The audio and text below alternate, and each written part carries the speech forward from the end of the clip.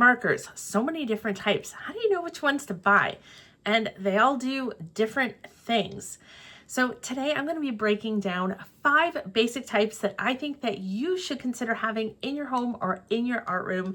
My name is Julie Soul. I'm the founder of Soul Sparklets Art. We love making art fun, but especially easy. Number 1, Crayola. This is the marker that you're going to see around the most often, but they do differ. First of all, some markers will say this on it: washable, very, very washable. Now this might sound good, but what this really means is it's not going to be as bright on the paper, and sometimes that really isn't what kids are looking for. So go for the regular ones. There's no washable on these, or one of my favorites is the Super Tips, and they look like this, so they're a little bit skinnier. Now Super Tips are really great, except for they don't color in a large amount of area. These are known as broad tip, and you can see that they come to a point, so you can add details, and you can lie them on their sides so that you're getting a wider coverage, especially when you're covering something really, really big.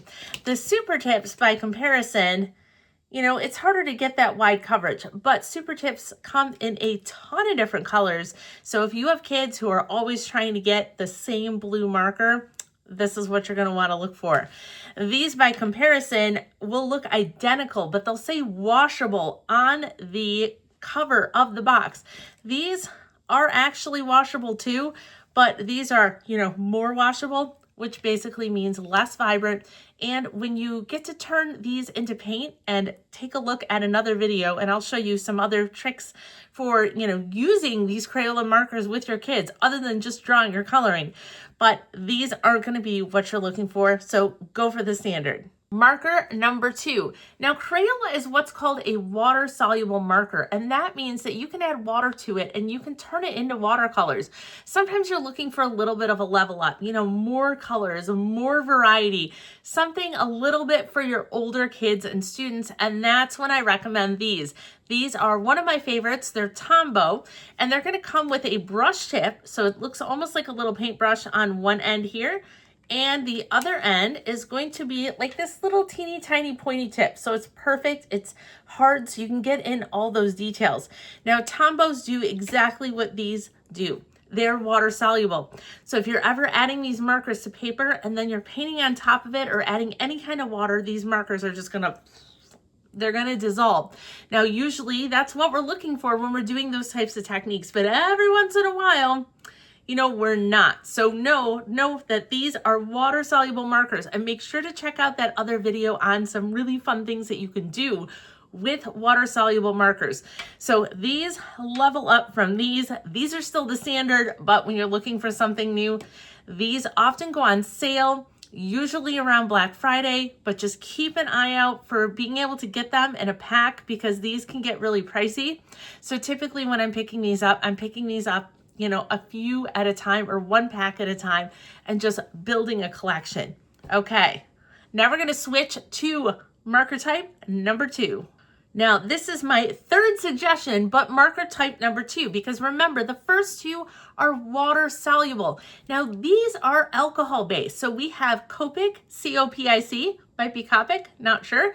These are Ohuhu. So these are really one of my favorites. They're a little bit less expensive, so they're easier to find. They're often going on sale.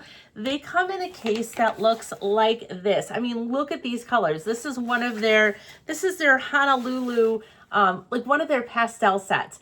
Now, when you pick these up, it's a really cool set that comes with a ton of colors. It's going to come with something that's going to be called a colorless blender, because it's an alcohol marker. And it usually comes with something like this, because alcohol markers will bleed through your paper. And make sure to check out that video for some tips and tricks for using alcohol markers. But that's what this is for. It's for putting underneath your paper so that it doesn't bleed through. Now, Crayola markers and Tombows can bleed through, but not as much as alcohol markers. So these are really, really fun. If you have older kids, you have teens, they're frustrated with the streakiness of markers. And Ohuhu come in a bunch of different types. So they come in the brush, which is the same as the Tombow. And often with the brush, you'll get the chisel tip, so you can get like a really nice wide coverage. And sometimes you'll get the fine points on them too. I don't have one of those right here because this is the set that I love the best. But alcohol markers are a really great way to level things up. Now, alcohol markers don't move when water is applied. So if you're coloring, you want to layer watercolors on top of it, alcohol markers are going to be something you're going to want to do. So make sure you check out those other videos on using markers. Okay, marker number 4, still an alcohol-based marker, still a gold standard in the house, in the art room, is the trusted Sharpie. This is just the basic tip. These are really great for drawing for kids, for teaching kids to not worry as much about their pencil lines, to not worry as much about where their lines go. They're great for outlining something.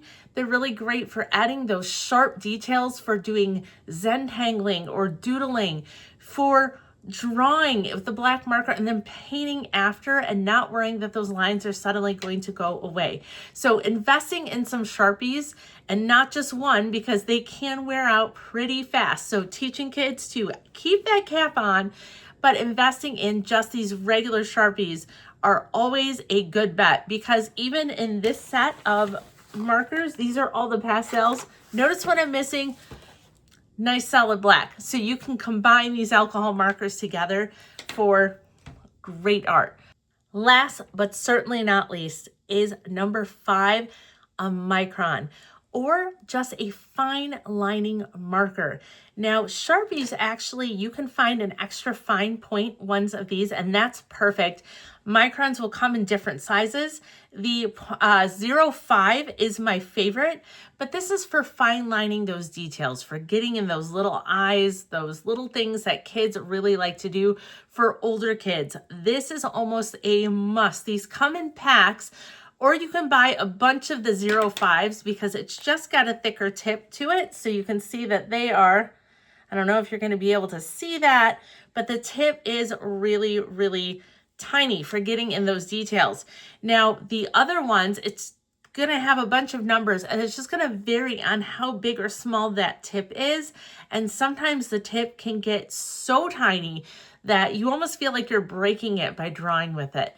So this is my favorite, but you can also grab a Sharpie and get an extra fine point. So basically, I wanted to just sum it up. First, we have the water-based markers. Crayola is great. Washable, not my favorite. Tombow for a level up. And then marker type number 2 is the alcohol base. Sharpie for that outlining. Ohuhu, Copic, there's some other ones out there.